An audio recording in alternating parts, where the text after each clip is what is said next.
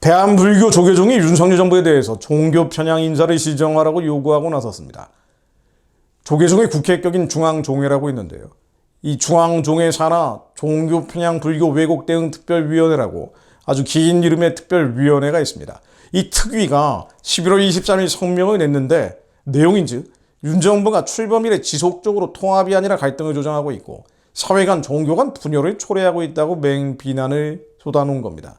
특히 윤 정부의 장차관 대통령실 참모, 군 장성에 이르기까지 불자가 거의 전무한 현실은 매우 의도된 종교 편향이다라고 비판을 하면서 국가 주요 인사 정책의 편향적 인사를 즉각 중지하라고 촉구한 겁니다. 불교 매체 내용을 보도 내용들을 인용을 해보면요, 왜 이렇게 불교계가 자극을 받았는 거 아니? 대통령실의 종교 문제를 다루는 시민사회 수석의 후임자로 한때 독실한 개신교 신자가 후보로 거론됐다는 점이 불교계를 자극했다고 나옵니다. 이게 무슨 얘기냐면요, 대통령실 시민사회 수석 후보자로 황상무 씨가 거론이 됐는데 이분이 KBS 기독신우회 출신이거든요. 그러니까 기독교인이 왜 이런 고위직에 등용되느냐를 문제 삼은 거예요. 또 19개 부처 장관 가운데 불자가 한 명도 없는데 반면에 개신교 신자는 5명이나 되고 천주교 신자 3명, 무교 5명, 기독교가 너무 많다는 겁니다. 만일 윤석열 정부가 기독교인이기 때문에 고위직에 등용을 하고 비기독교인이기 때문에 고위직에 등용하지 않았다면 헌법적으로 문제가 될 것이고 불교계의 주장이 설득력과 합리성을 가질 겁니다. 그런데 이 불교계 주장이 설득력, 합리성을 모두 갖지 못하는 이유는 뭔가 아니에요. 기독교인이기 때문에 등용된 게 아니라 그의 능력과 실력, 또 정부의 방향성, 이념 성향이 맞기 때문에 등용된 것이라고 봐야 되는데 그렇지 않은 근거를 제기하지 않았다는 거예요. 실력도 없고 능력도 없고 이념 성향도 다르고 정부의 방향성도 다른데 기독교인이라는 이유로 등용이 고위직에 등용됐다라는 근거를 제시하지 못했다는 겁니다. 그래서 불교계 주장은 합리성도 없고 설득력도 갖지 못하는 겁니다. 더더군다나 함께 주장된 내용들을 보면은요, 더더군다나 합리적이지 못하고 설득력이 떨어진다라고 밖에 볼 수 없습니다. 무슨 얘기인 거 아니? 이승만 대통령을 물고 늘어졌어요.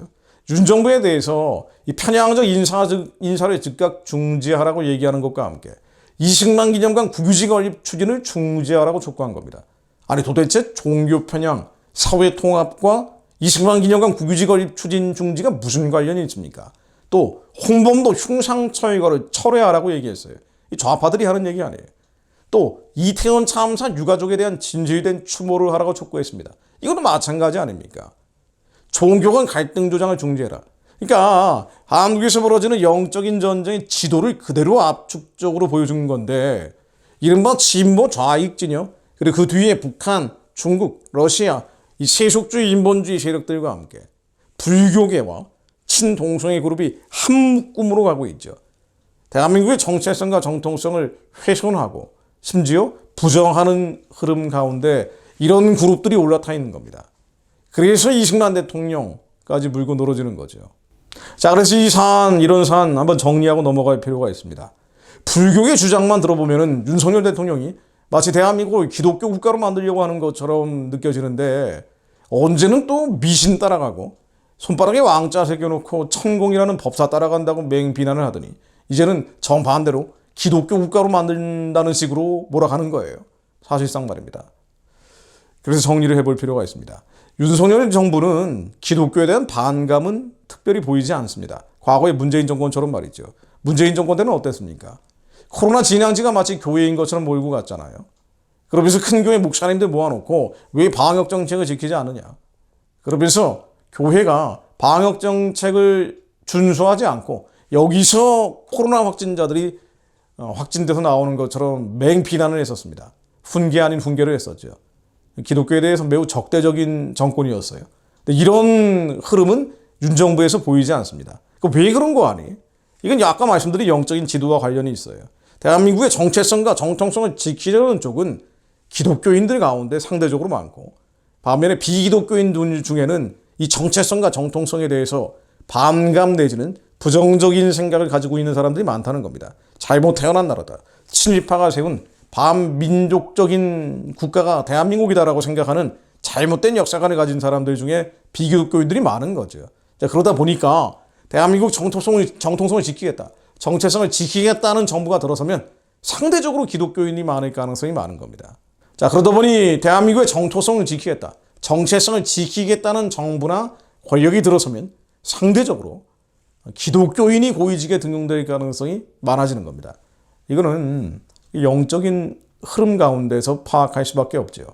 그렇다고 해서 윤 정부가 기독교인이기 때문에 실력도 없고 능력도 없고 정부의 방향성과도 맞지 않는데 기독교인이라는 이유로 고위직에 등용하는 것은 사실이 아닙니다.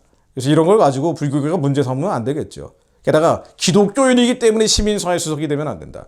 이거는 마치 기독교인을 탄압하는 사실상의 종교 탄압, 반헌법적인 발언들입니다. 자, 이런 발언들은 해서는 안 되는데 잘 모르기 때문에 하는 발언들이죠. 자, 여기에 첨언을 제가 좀 해보자면요. 대한민국의 정체성, 정통성은요, 결국 영적인 차원에서 파악할 수밖에 없는데 이승만 대통령을 빼놓고는 이 파악이 안 되는 겁니다. 이승만 대통령은 대한민국을 기독교 국가로 세운 거죠.